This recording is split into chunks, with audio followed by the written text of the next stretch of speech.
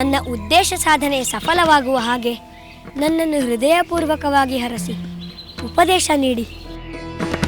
ಸರಿಯಪ್ಪ, ನಿನ್ನ ನಿರ್ಧಾರ ದೃಢವಾಗಿರುವಾಗ ನಾನೇನು ಮಾಡಲಿ?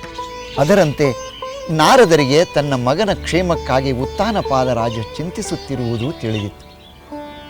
ಅದರಿಂದಲೇ ಅವರು ರಾಜನಿಗೆ ಸಮಾಧಾನ ಹೇಳಲೆಂದು ಅರಮನೆಗೆ ಬಂದರು.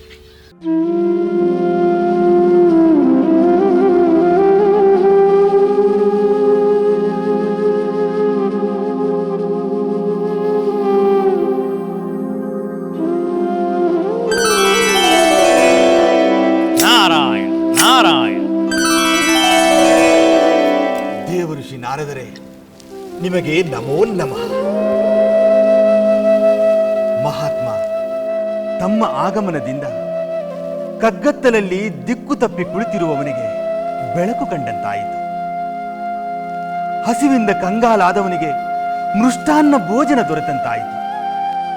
ಹೌದು ಪೂಜ್ಯರೇ, ನನ್ನ ಸಂಕಟ ನಿಮ್ಮಿಂದಲೇ ದೂರ ಆಗಬೇಕು.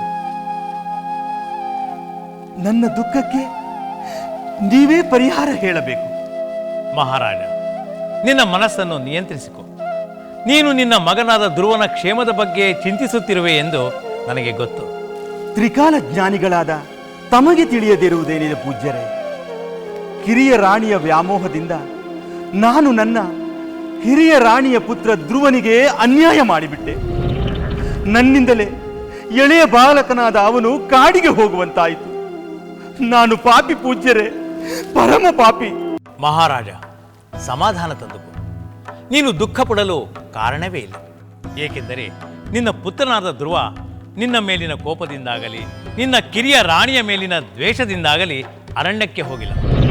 ಅವನು ಒಂದು ಉನ್ನತವಾದ ಮಹಾ ಉದ್ದೇಶವನ್ನು ಇರಿಸಿಕೊಂಡು ತಪಸ್ಸಿಗೆ ಹೋಗಿದ್ದಾನೆ. ಅದಕ್ಕೆ ಪ್ರೇರಣೆ ಅವನ ತಾಯಿ ಮಹಾಸಾಧ್ವಿಯಾದ ಸುನೀತ್. ಆದರೆ ಪೂಜ್ಯರೇ, ಕೇವಲ ಬಾಲಕನಾದ ಧ್ರುವ ಅರಣ್ಯದಲ್ಲಿ ಕ್ಷೇಮದಿಂದಿರಲು ಹೇಗೆ ಸಾಧ್ಯ? ನೀನೇ ಎನ್ನುವವರಿಲ್ಲದ ಕಾಡಿನಲ್ಲಿ ಅನಾಥನಂತೆ ನನ್ನ ಮಗ ಎಷ್ಟು ಕಷ್ಟಪಡುತ್ತಿರುವನೋ ಏನೋ. ಕಾಡು ಮೃಗಗಳು ಅವನನ್ನು ಎಷ್ಟು ಕಾಡುತ್ತವೋ ಏನೋ.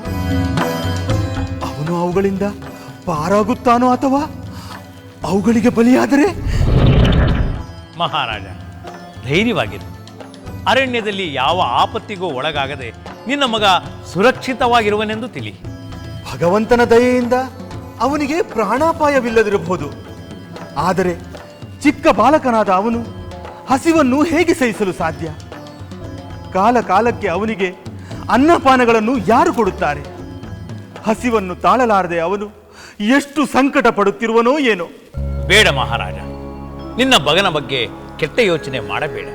ಅರಣ್ಯದಲ್ಲಿ ದೇವರ ದಯದಿಂದ ಹಸಿವಾದರೆ ಕಂದಮೂಲಗಳು ಫಲಗಳು ಸಿಗುತ್ತವೆ. ಬಾಯಾರಿಕೆಯಾದರೆ ತಿಳಿನೀರು ಸಿಗುತ್ತದೆ. ಛೇ, ಅರಮನೆಯಲ್ಲಿ ಮೃಷ್ಟಾನ್ನ ಭೋಜನ ಮಾಡುತ್ತಿದ್ದ ನನ್ನ ಮಗ ಕಾಡಿನಲ್ಲಿ ಕಂದಮೂಲವನ್ನು ತಿನ್ನುವಂತಾಯಿತೆ. ಅಯ್ಯೋ, ನಾನೆಂತಹ ಕೆಟ್ಟವನು! ಹೆಂಡತಿಗೆ ದಾಸನಾಗಿ ನನ್ನ ಮಗನಿಗೆ ದ್ರೋಹ ಮಾಡಿದ ನನ್ನ ದುರ್ಬುದ್ಧಿಗೆ ಧಿಕ್ಕಾರವಿರಲಿ.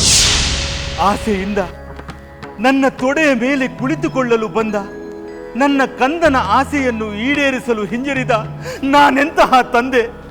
ಇಲ್ಲ ಪೂಜ್ಯರೇ, ನಾನು ತಂದೆಯಲ್ಲ, ಪರಮ ಪಾಪಿ ಪೂಜ್ಯರೇ, ಪರಮ ಪಾಪಿ. ಅಳಬೇಡ ಮಹಾರಾಜ, ನೀನು ನಿನ್ನ ಮಗನನ್ನು ತಿರಸ್ಕರಿಸಿದರೂ ಕರುಣಾಮಯನಾದ ದೇವ ಅವನನ್ನು ಪುರಸ್ಕರಿಸಿ ಪ್ರೀತಿಸಿ ರಕ್ಷಿಸುತ್ತಾನೆ.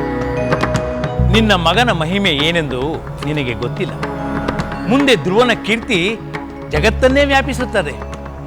ಅವನು ತಪಸ್ಸಿನಿಂದ ಲೋಕಪಾಲಕರನ್ನೇ ಮೆಚ್ಚಿಸುತ್ತಾನೆ. ಧ್ರುವ ಅಮರ ಕೀರ್ತಿಯನ್ನು ಗಳಿಸುವುದು ಮಾತ್ರವಲ್ಲ, ನಿನಗೂ ಅಪಾರ ಕೀರ್ತಿಯನ್ನು ತರುತ್ತಾನೆ. ಬೇಡ ಪೂಜ್ಯರೇ, ನನಗೆ ಯಾವ ಕೀರ್ತಿಯೂ ಬೇಕಾಗಿಲ್ಲ, ಯಾವ ಭೋಗ ಭಾಗ್ಯವೂ ಬೇಕಾಗಿಲ್ಲ. ನನಗೆ ನನ್ನ ಮಗ ಧ್ರುವ ಬೇಕು. ಅವನು ಸುರಕ್ಷಿತವಾಗಿ ಮತ್ತೆ ನನ್ನ ಬಳಿಗೆ ಬಂದರೆ ಸಾಕು, ಬೇರೇನೂ ಬೇಕಾಗಿಲ್ಲ. ಈ ರಾಜ್ಯ, ಕೋಶ, ಸುಖ, ವೈಭವ ಯಾವುದೂ ನನಗೆ ಬೇಕಾಗಿಲ್ಲ. ನಾನು ನನ್ನ ಮಗ ಧ್ರುವನಿಗಾಗಿ ಎಲ್ಲವನ್ನು ತ್ಯಜಿಸಲು ಸಿದ್ಧನಿದ್ದೇನೆ.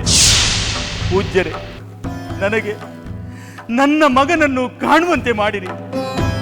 ದಯಮಾಡಿ ನನ್ನ ಮೇಲೆ ದಯ ತೋರಿ. ಚಿಂತಿಸದಿರು ಮಹಾರಾಜ, ಇನ್ನೊಂದು ಸಂವತ್ಸರದೊಳಗಾಗಿ ನಿನ್ನ ಮಗನನ್ನು ಕಾಣುತ್ತೆ.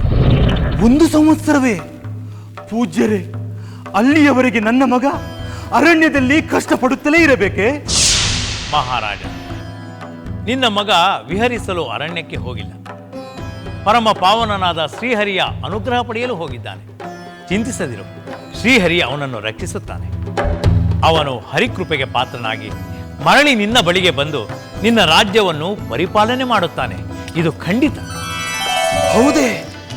ನನ್ನ ಮಗ ಧ್ರುವ ರಾಜನಾಗಿ ನನ್ನ ರಾಜ್ಯವನ್ನು ಪರಿಪಾಲಿಸುತ್ತಾನೆ. ಅದನ್ನು ನೋಡುವ ಭಾಗ್ಯ ನಮಗಿದೆಯೇ ಪೂಜ್ಯರೇ?